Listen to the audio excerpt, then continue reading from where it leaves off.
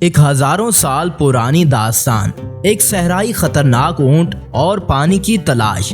ریگستان کی خاموشی میں سورج کی تیز روشنی ریت کے ذروں کو آگ کی طرح دہکا رہی تھی۔ میلوں تک نہ کوئی درخت، نہ کوئی سایہ، نہ ہی پانی کی ایک بوند، صرف تیز گرم ہوا، سنسان ماحول اور دور کہیں کسی اونٹ کے گھنٹیوں کی مدھم آوازیں۔ اسی سنسان دشت میں ایک بوڑھا قافلہ سالار عبد الرحمن اپنے 5 اونٹوں کے قافلے کے ساتھ پانی کی تلاش میں بھٹک رہا تھا۔ اس کے ساتھ ایک نوجوان صابر بھی تھا جو پہلی بار قافلے میں نکلا تھا۔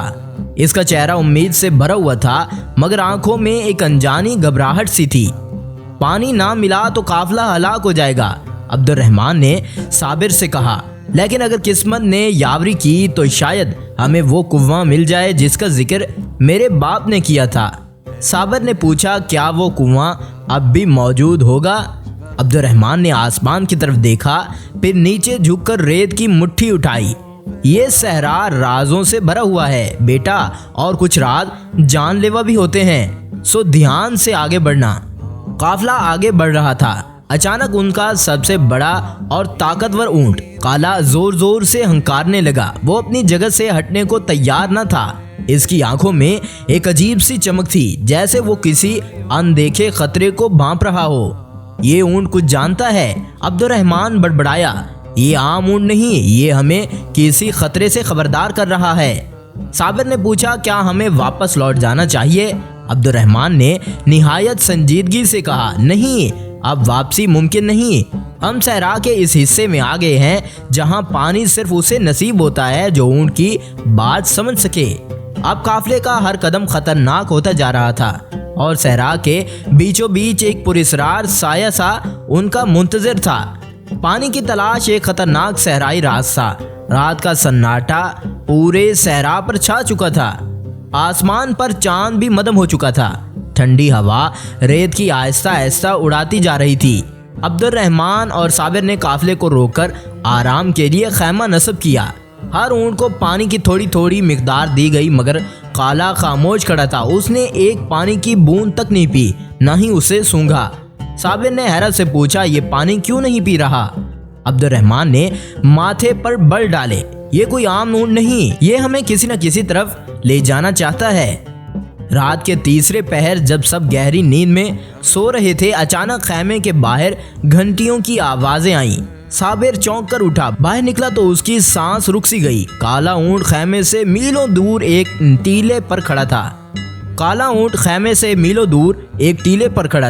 اور اس کے آس پاس ریت میں ہلکی ہلکی نیلی روشنی چمک رہی تھی۔ صابر نے عبد الرحمن کو جگا دیا۔ دونوں جلدی سے سامان لیا اور کالے اونٹ کی طرف دوڑے، مگر جیسے جیسے وہ قریب جا رہے تھے، اونٹ ایک قدم پیچھے ہٹا، اور جیسے کسی خاص ہمت میں ان کو لے جانا چاہتا ہو۔ آخر کار وہ ایک گہرے گڑھے کے کنارے پر جا پہنچے۔ کالا اونٹ وہیں رک گیا۔ عبد الرحمن نیچے جھکا اور اس کی آنکھیں پھیل گئیں۔ یہ تو کنواں کا منہ ہے، وہ چلایا، مگر کنواں عام نہیں تھا۔ اس کے گرد پتھروں پر عجیب نشانات بنے ہوئے تھے، جیسے کسی پراسرار زبان کے الفاظ ہوں۔ صابر نے کہا، یہ تو جنائی رسمیں لگتی ہیں۔ عبد الرحمن کی آواز لرز سی گئی، یہی وہ کنواں ہے، مگر یہ بند کیوں ہے؟ اور ان نشانات کا مطلب کیا ہے؟ اسی لمحے کالا اونٹ زور سے ہنکارا اور کنویں کے اندر سے کسی کے کرانے کی آواز آئی۔ کوئی اندر ہے؟ صابر نے جھک کر آواز دی۔ جواب میں خراش بھری آواز سنائی دی، پانی چاہتے ہو تو قربانی دو۔ صابر اور عبد الرحمن ساکت رہ گئے۔ کالا اونٹ خاموشی سے کنویں کے گرد گھومنے لگا۔ ابھی کھیل شروع ہوا تھا۔ بہت خوب۔ عبد الرحمن اور صابر کنویں کے کنارے سن ہو کر کھڑے تھے۔ نیچے سے آنے والی سرگوشی نے ریگستان کی خاموشی کو ہلکار دیا تھا۔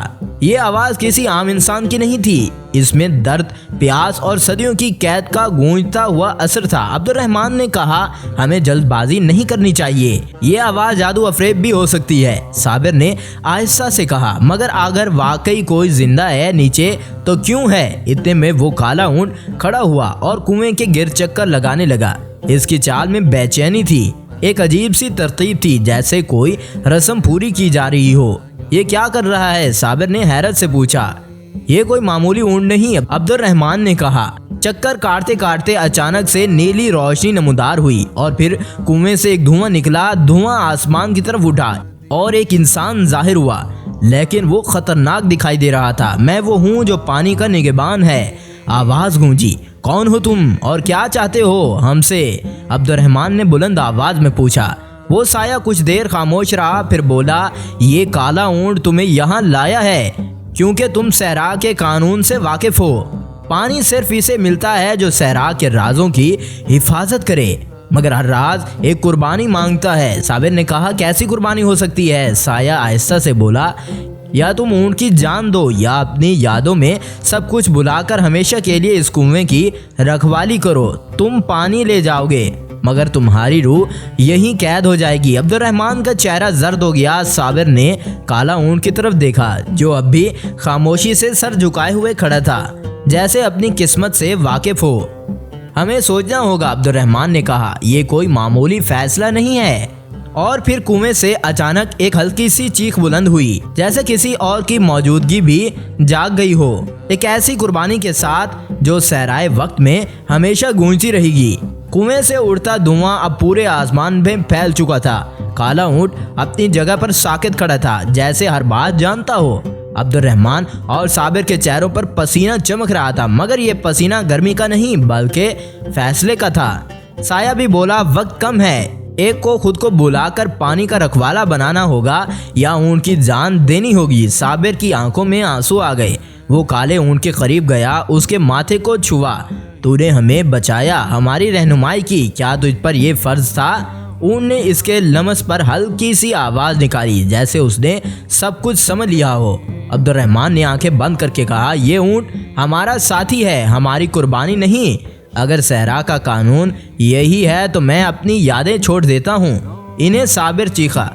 नहीं, साबिर चीखा, तुम नहीं, मेरी जान बचाई है, मैं कुर्बानी दूंगा। ये साया खामोशी से इन दोनों को देख रहा था, जैसे मुंतजर हो कि कौन पहले कदम बढ़ाएगा। अचानक काला ऊंट धीमी रफ्तार में कुएं के किनारे आया और फिर खुद ब खुद इस कुएं की तरफ कदम बढ़ा दिया। नहीं, दोनों बैक वक्त चिल्लाए, दौड़कर इसे रोकने की कोशिश की, मगर काला ऊंट जैसे किसी नादीदा ताकत के जेरे असर बड़े वक़ार से कुएं में कूद गया। जैसे ही उसने खुद को कुर्बान कर दिया, एक जोरदार रोशनी फूटी। कुएं से शफाफ नीला पानी उबलकर बाहर आ गया और नीले शोलों में वो साया आहिस्ता आहिस्ता तहलील हो गया। अब उन सब ने पानी खूब पिया। पानी ने पूरे कुएं को भर दिया और रेत के अंदर सूखी जड़ों से हरियाली निकलने लगी। सहरा का रंग बदलने लगा, जैसे सदियों की प्यास बुझ गई हो।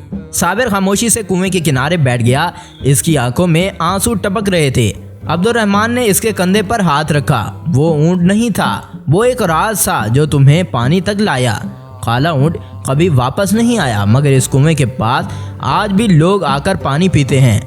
और रात के वक्त जब सहरा सोने लगता है, कभी कभी घंटियों की आवाज़ें फिर से सुनाई देने लगती हैं, जैसे काला ऊंट अब भी अपनी राह दिखा रहा हो किसी और प्यासे मुसाफिर को। पानी मिला मगर कीमत अदा हुई।